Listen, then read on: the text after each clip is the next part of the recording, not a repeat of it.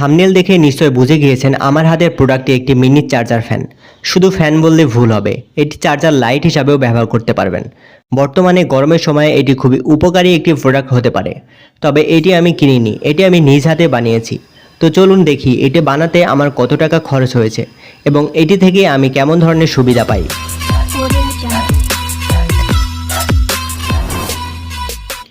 আসসালামু আলাইকুম ভিউয়ার্স, আমি রাসেল আর আপনারা দেখছেন রাসেল রিভিউজন। এই ফ্যানটিতে আমি মোট দুটি সুইচ ব্যবহার করেছি, যার একটি অন করলে ফ্যানটি চলে এবং আরেকটি অন করলে লাইটটি চলে। আর চার্জ করার জন্য রেখেছি টাইপ বি পোর্ট। মোবাইলের চার্জার ব্যবহার করে আমি এটাকে চার্জ করি। আর এটাতে আমি কোনো ধরনের বিএমএস ব্যবহার করিনি। খুব সিম্পলভাবে আমি এটাকে বানিয়েছি যাতে আপনারা সবাই বানাতে পারেন। এটাতে আমি ব্যাটারি হিসাবে একটি মোবাইলের ব্যাটারি ব্যবহার করেছি, যেটি আমার বাড়িতে পড়েছিল। এটি থেকে আমি 1.5 ঘন্টার মতো চার্জিং ব্যাকআপ পাই এবং ফুল স্পিডে 1.5 ঘন্টার মতো চালাতে পারি। এখানে আমি চাইলে বড় সাইজের পাখা ব্যবহার করতে পারতাম, কিন্তু বড় সাইজের পাখা ব্যবহার করলে এই ফ্যানের স্পিড অনেকটা কমে যেত এবং বাতাস অনেক দূর পর্যন্ত যেত না। কিন্তু ছোট সাইজের পাখা ব্যবহার করার ফলে এই ফ্যানের বাতাস অনেকটা দূর পর্যন্ত যায় এবং খুব ভালো স্পিডে চলে। সেই সাথে খুব কম চার্জ কনজিউম করে এবং বেশি সময় পর্যন্ত ফ্যানটাকে চালানো যায়। আপনারা দেখে হয়তো বুঝতে পারছেন ফ্যানটার স্পিড কেমন। এবার এটি আমি বানাতে কত টাকা খরচ করেছি সেই হিসাব আপনাদের বলে দিব।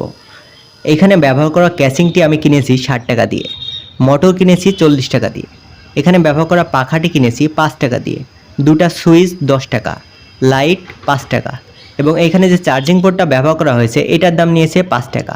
এখানে কিছু স্ক্রু নাট ব্যবহার করা হয়েছে, যেটি কিনতে মোটামুটি 5 থেকে 10 টাকার মতো লাগতে পারে এবং এইখানে 1 গজের মতো তার ব্যবহার করা হয়েছে, যেটি কিনতে 5 টাকার মতো লেগেছে।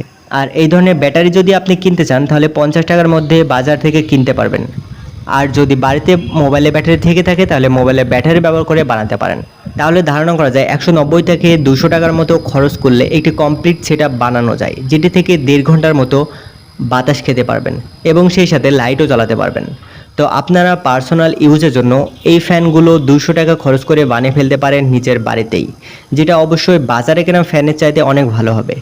আর আমি নেক্সট ভিডিওতে লিথিয়াম আয়ন ব্যাটারি এবং বিএমএস ব্যবহার করে একটি ফ্যান বানিয়ে ভিডিও দিব, যেটি দেখে আপনারা চাইলে ফ্যান বানাতে পারেন।